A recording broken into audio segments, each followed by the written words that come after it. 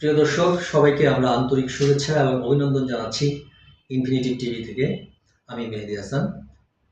আজকে আমরা যে বিষয় নিয়ে আলোচনা করব সেটি হচ্ছে আমাদের বাংলাদেশের সবচেয়ে সবার মনে মনে এখন যে বিষয়টি নিয়ে আমরা সার্বক্ষণিক আমোদে বা মধ্যতে সময় কাটাই যাচ্ছি, সেই বিষয়টির নাম হচ্ছে নির্বাচন।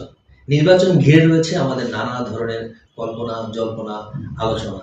তো সেই নির্বাচন নিয়ে আজকে আমরা কথা বলতে চাই যে আসলে এই নির্বাচন কি, এই ভোট কি, ভোটার কি, এই বিষয়গুলো নিয়ে আমরা একটু ডিটেলস আলোচনা করতে চাই। কারণ আমরা অনেকেই জানি, আমরা নিজেরা ভোটার, যারা ভোট দিব।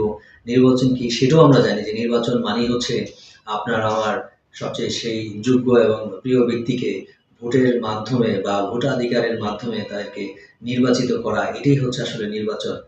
তবে হ্যাঁ, এই ব্যাখ্যার অন্তরালে আরও একটি ব্যাখ্যা রয়েছে, যে ব্যাখ্যা সম্পর্কে আমরা অনেকেই অবগত নই, অনেকেই সচেতন নই। সেই বিষয়গুলো নিয়ে হচ্ছে আজকে আমাদের আলোচনার বিষয়। তবে চলুন আমরা আর সময় নষ্ট না করে আমাদের মূল বিষয়ে আমরা চলে যাই। বিষয়টা হচ্ছে ভোটাধিকারটা আসলে কি। ভোটাধিকারটা হচ্ছে আপনার ছোট্ট একটি শক্তি। বাংলাদেশের কথার কথা যদি আমরা বলি যে ২০ কোটি লোক রয়েছে, ২০ কোটি লোকের মধ্যে সবাই কিন্তু আমরা ভোটার নই। ভোটারের সংখ্যা কিন্তু লিমিটেড। তো এই লিমিটেড যারা প্রাপ্তবয়স্ক, যাদের বয়স 18 প্লাস হয়েছে, তারাই কেবল ভোটার। তাহলে তারা একটা অধিকার পেয়েছে, সেই অধিকারের নাম হচ্ছে ভোটাধিকার। আমরা ভোট দিতে পারবো। তো এই ভোটাধিকার এটা হচ্ছে একটা শক্তি। আবার বলছি, এটি হচ্ছে আপনার একটি শক্তি, আপনার একটি ক্ষুদ্র ক্ষমতা, যে ক্ষমতা দিয়ে আপনি আপনার প্রিয় ব্যক্তি, যোগ্য ব্যক্তিকে, যোগ্য প্রতিনিধিকে আপনি নির্বাচিত করে সংসদে পাঠাবেন, যে আপনার আমার সকলের জন্য, সকলের কল্যাণের জন্য কাজ করবে, সর্বোপরি রাষ্ট্রের সামগ্রিক উন্নয়ন এবং কল্যাণের জন্য কাজ করবে। এটাই হচ্ছে আমাদের এই ভোটের মূল উদ্দেশ্য। কিন্তু আমরা যারা ভোটার রয়েছি, তারা এই ভোট সম্পর্কে কতটুকু সচেতন, সেই বিষয়টি হচ্ছে আমাদের আসল বিষয়। আপনি যখন ভোট দিবেন, তাহলে আপনি কি করছেন? আপনার যে শক্তিটুকু রয়েছে, সেই শক্তিটুকু ওই ব্যক্তিকে আপনি দিয়ে দিলেন। তো ধরুন আপনার বাংলাদেশের কথার প্রসঙ্গে আমরা ধরলাম, আমরা বাংলাদেশে ১৫ কোটি ভোটার রয়েছে। তাহলে ১৫ কোটি ভোটারের ৭০% ভোটার তাদের শক্তি প্রয়োগ করে তাদের যোগ্য এবং পছন্দের প্রতিনিধিকে নির্বাচিত করল।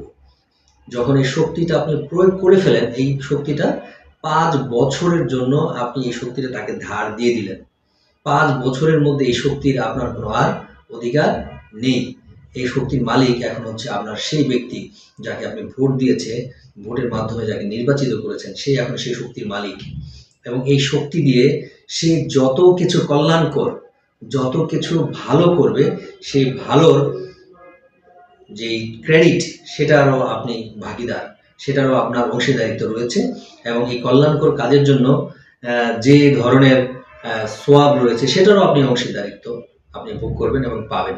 সেটার কর্মফলও আপনি পাবেন। এই যে ভালো কাজটি যদি করবেন, সেই ভালো কাজের একটা যে ফলাফল, সেই ফলাফলটা আপনি ভোগ করবেন। তাহলে আপনার শক্তির বল প্রয়োগের মাধ্যমে যে ভালো কাজগুলো করবেন, সমগ্র ভালো কাজের ফলাফল আপনারা, আমরা যারা ওনাকে ভোট দিয়েছি, সবাই আমরা ভোগ করব। এবং যারা আমরা যোগ্য প্রার্থীকে নির্বাচিত করতে ব্যর্থ হব, অর্থাৎ আপনি যখন আপনার অযোগ্য প্রার্থীকে ৫০০-১০০ টাকার লোভে অথবা কিংবা কোনো সুযোগের আশায় তাদেরকে যখন নির্বাচিত করবেন, এবং তারা যখন কোনো অপকর্ম করবে, খারাপ কাজ করবে, ধ্বংসলীলা, ধ্বংসযজ্ঞ চালাবে, তখন সেই কর্মফলও আপনাকেই ভোগ করতে হবে। তার মানে ভোট মানে হচ্ছে আপনার এমন একটি শক্তি, যে শক্তি দিয়ে আপনি চাইলে দেশের সামগ্রিক কল্যাণে সেই শক্তিকে প্রয়োগ করতে পারেন, কাজে লাগাতে পারেন। আবার চাইলে সেই শক্তিকে দিয়ে দেশের অকল্যাণ, ধ্বংস এবং মানব ক্ষতির কারণও হতে পারে। তো সুতরাং ভোট দেওয়ার ক্ষেত্রে, প্রতিনিধি নির্বাচিত করার ক্ষেত্রে আমরা এই বিষয়গুলো অবশ্যই সর্বময় আলোচনা, পর্যালোচনা এবং বিশ্লেষণ করার পরেই কেবল আমরা আমাদের সেই ব্যক্তিকে নির্বাচিত করব, যে কিনা আপনার আমার সকলের ভবিষ্যৎ সুন্দর এবং সুনিশ্চিত করতে পারবে, এবং যে এই শক্তিকে সঠিক কাজে লাগিয়ে দেশ এবং সমগ্র মানব কল্যাণের কাজে লাগাতে পারবে, তাকেই কেবল আমাদের ভোট দেওয়া উচিত। তাহলে আমরা আজকের আলোচনা থেকে যেটুকু বুঝলাম যে এই ভোটাধিকার এটা একটি শক্তি, ক্ষুদ্র একটি শক্তি। এই ক্ষুদ্র অসংখ্য ক্ষুদ্র শক্তির সমন্বয়ে একটি বড় শক্তি পরিণত হবে। সেই বড় শক্তির মাধ্যমেই কিন্তু সেই নির্বাচিত প্রার্থী, যোগ্য প্রতিনিধি আপনার আমার সকলের কল্যাণে কাজ করবে। কিন্তু যদি এই নির্বাচিত ব্যক্তিকে নির্বাচিত করতে যদি আমরা ভুল করি, তাহলে সকল অকল্যাণকর, সকল ধ্বংসের কারণের জন্য আপনিও দায়ী থাকবেন এবং সেই ফলাফল এই পৃথিবীতে আপনাকে ভোগ করতে হবে, যেমনটি ভালো কাজের ফলাফল আপনি ভোগ করবেন। ধন্যবাদ, সবাই ভালো থাকবেন। সবাইকে শুভেচ্ছা। ইনফিনিটি টিভি দেখার আমন্ত্রণ জানিয়ে এখানে বিদায় নিচ্ছি আমি মেহেদী হাসান। আল্লাহ হাফেজ।